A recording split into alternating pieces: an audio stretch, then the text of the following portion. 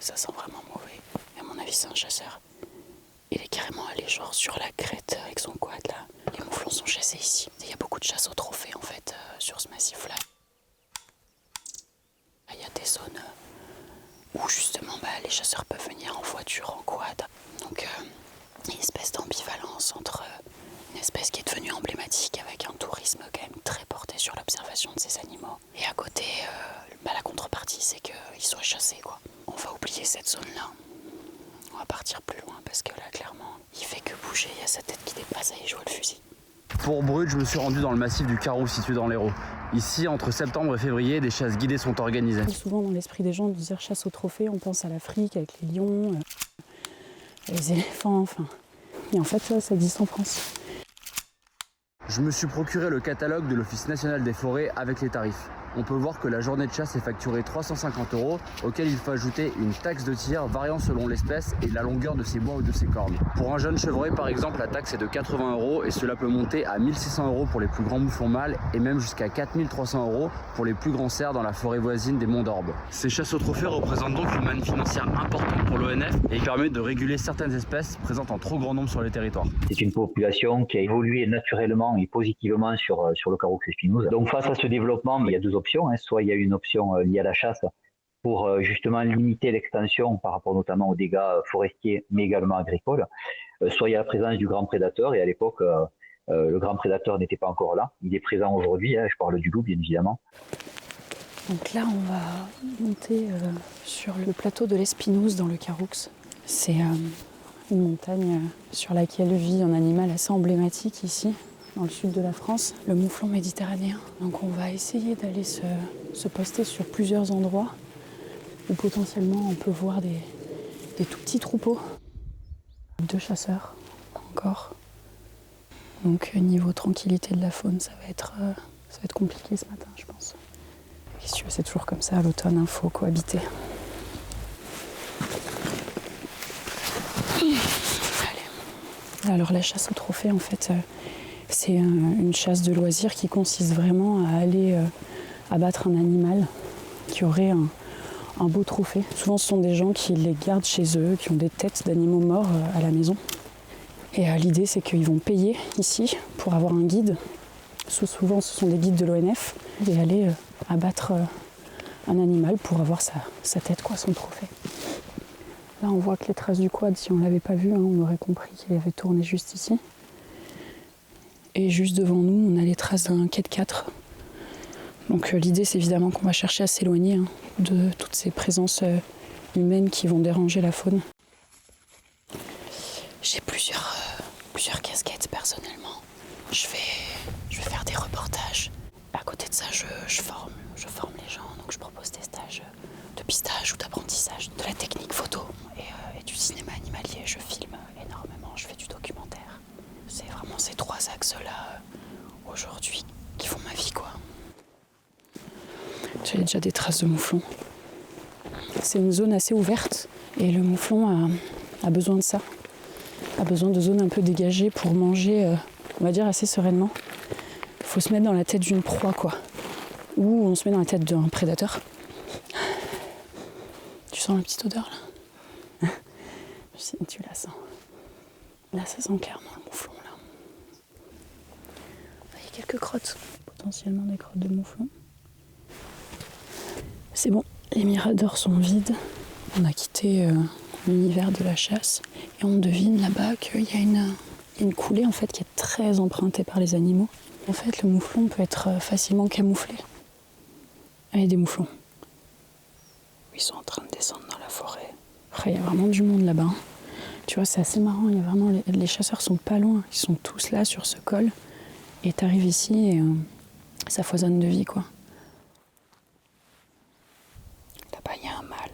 Il cherche vraiment à imposer sa force à d'autres mâles. Donc il est en train de sentir un petit peu tout ce qui se passe autour de lui, d'observer s'il y a des femelles et s'il y a un autre prétendant qui ose venir sur son territoire. Du coup, il est assez agité. En cette saison, il va y avoir les mâles, environ entre octobre et novembre, qui se battent pour chercher à se reproduire avec les femelles. C'est vraiment la même chose que le brame du cerf qui se déroule à l'automne.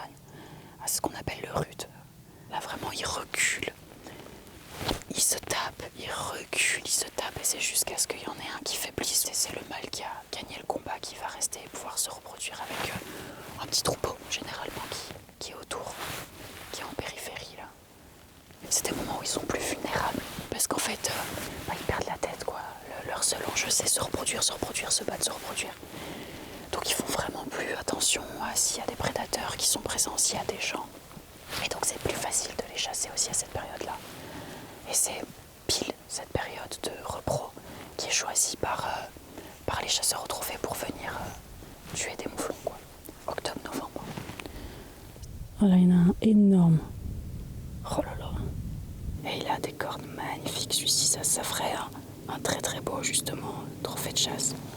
En fait, avec la chasse au trophée, vraiment, les chasseurs vont aller chercher les mâles avec les plus belles cornes. Donc ils vont avoir des belles boucles qui viennent jusqu'ici. Et donc ne reste dans l'environnement plus que les mâles qui vont avoir des cornes un peu moins jolies, qui vont rentrer un peu plus dans l'intérieur, etc. Et in fine, ce sont ces mâles-là qui vont se reproduire puisque c'est eux qui subsistent. Et donc génétiquement, ça va poser problème à l'animal puisque vont se développer derrière des mâles avec des cornes qui naturellement ne resteraient peut-être pas. Justement, dans l'évolution, les femelles se reproduiraient avec d'autres mâles qui ont plus de facilité à se battre et qui ont des cornes beaucoup plus massives qui ne vont pas leur rentrer dans les yeux. Mais en fait, derrière ce filtre de on doit réguler parce qu'il y a beaucoup d'ongulés et ça va poser problème au paysage et à d'autres espèces. L'animal, en fait, c'est le premier qui en pâtit de tout ça, quoi, juste pour des trophées. Dans ce rapport de l'Office français de la biodiversité, on peut voir que 2897 mouflons, 87 802 cerfs et 606 339 chevreuils ont été abattus lors de la saison de chasse 2023-2024. Pour le mouflon, cela représente une augmentation de plus de 3% pour la troisième année consécutive. Les populations restent malgré tout stables en France et aucune de ces espèces n'est menacée. A noter que le mouflon corse est lui classé vulnérable, mais les mouflons présents sur le continent ont été hybridés avec des moutons domestiques. Il ne s'agit donc plus totalement de la même espèce. Je pense que c'est l'heure d'aller les voir là-bas. Donc ils ont récupéré des mouflons corses qu'ils ont introduits, mais en fait il a trouvé sa place parce qu'avant il y avait des troupeaux de chèvres ici qui pâturaient et qui entretenaient le paysage. Ces troupeaux de chèvres ont disparu. Il n'y a plus beaucoup de pastoralisme sur cette montagne. Et donc il y a eu un compromis qui a été fait entre l'envie d'avoir des mouflons pour pouvoir chasser au trophée et un point de vue écologiste qui se disait le milieu se ferme et il y a une grande diversité d'espèces qui est en train de disparaître puisqu'il n'y a plus d'ongulés sauvages qui sont là pour brouter et réouvrir le milieu. Et donc il y a eu cet accord en 1956 et on a introduit le mouflon ici, qui permet effectivement une diversité assez remarquable d'espèces de vivre, quoi. Donc il y a un équilibre à trouver et pour l'instant celui qui est accepté ici c'est qu'il y ait de la chasse au trophée et à côté de ça il y a un tourisme et des personnes qui viennent vraiment sur ce massif pour observer les mouflons, quoi. Il y a des femelles en bas, il y en a 1, 2, 3, 4 qui sont en train de traverser.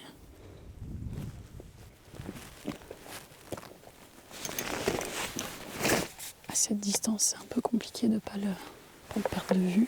Ce que je trouve ultra intéressant du fait d'avoir la possibilité et la chance de venir étudier les animaux pendant longtemps, c'est que tu vois les changements aussi qui s'opèrent.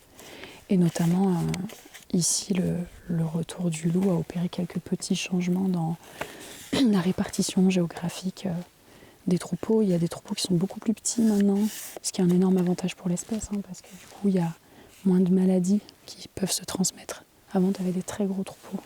Et puis, ils vont avoir un impact aussi moindre sur la végétation, puisque c'est plus un troupeau de 40 individus qui vient pâturer sur une zone pendant longtemps parce qu'ils n'ont pas peur. En fait, on parle d'écologie de la peur. On peut se dire, là, je prends un risque à rester longtemps au même endroit, je vais me faire débusquer, je peux me faire croquer, quoi. J'ai contacté l'ONF pour savoir pourquoi ils avaient mis en place ce dispositif de chasse. Voici leur réponse. On ne parle absolument pas de trophée, quand on parle de plan de chasse. Le plan de chasse, il est calibré avec des prélèvements de jeunes, de femelles et de mâles adultes. Et je dirais l'importance absolue, c'est justement d'équilibrer ces prélèvements. Vous ne parlez pas de chasse au trophée, mais il y a quand même une notion de trophée dans le catalogue de l'ONF avec les prix de chasse. Quand on parle de chasse guidée et chasse dirigée, alors je vais parler pour mon agence et Regard, c'est minime par rapport à l'activité chasse sur l'ensemble de l'agence. L'objectif, c'est pas de faire tirer le plus bel animal. L'objectif, c'est de faire tirer soit le vieil animal, soit l'animal déficient, pour justement garder cette génétique. Et comment ça se passe justement? Parce que si quelqu'un arrive avec, je crois que c'est 1600 euros les plus beaux béliers, vous refusez cet argent, vous refusez de prélever ces animaux? Absolument. Une bonne partie des animaux, justement, ils ont des cornes qui ne leur permettent pas d'évoluer dans les meilleures conditions. Donc, ça va être une priorité absolue, c'est de prélever cet animal. Alors après, évidemment que s'il y a une seule occasion de tir dans la journée et que s'il s'agit d'un bel animal, le chasseur peut, sur les conseils du guide, éventuellement prélever cet animal. Mais je vous dis vraiment, ça représente une extrême minorité des animaux prélevés sur ce massif. La politique actuelle de l'ONF, c'est celle-là. Ça n'a pas forcément été cette politique-là il y a quelques années en arrière. Il y a quelques années, il y avait aussi des chasseurs qui venaient un peu depuis toute l'Europe. Certains chasseurs, ils nous appellent et puis disent je veux tirer le plus beau mouflon du monde. Aujourd'hui, on leur dit monsieur, c'est pas chez nous qu'il faut venir chasser. Allez ailleurs, mais en tout cas, c'est pas du tout la politique de l'établissement aujourd'hui. L'objectif, c'est vraiment de gérer durablement cette forêt pour qu'elle soit adaptée au changement climatique. Et un des facteurs qui permet à la forêt justement de s'adapter au changement climatique et pour qu'elle soit plus résiliente, c'est vraiment de rétablir l'équilibre forêt-gibier sur les différents territoires, enfin les forêts publiques. Et vous parliez tout à l'heure du loup qui est revenu du coup dans la région et qui est observé régulièrement sur le massif du Caroux. Est-ce que ça pourrait changer la politique de l'ONF à l'avenir? Et évidemment que si demain des meutes de loups arrivent sur le Caroux espinouse et font que par leur prédation naturelle la population de mouflons s'effondre, eh bien il faudra bien évidemment replacer le curseur à la baisse et prélever beaucoup moins, voire plus de mouflons si le loup fait le travail à la place des chasseurs.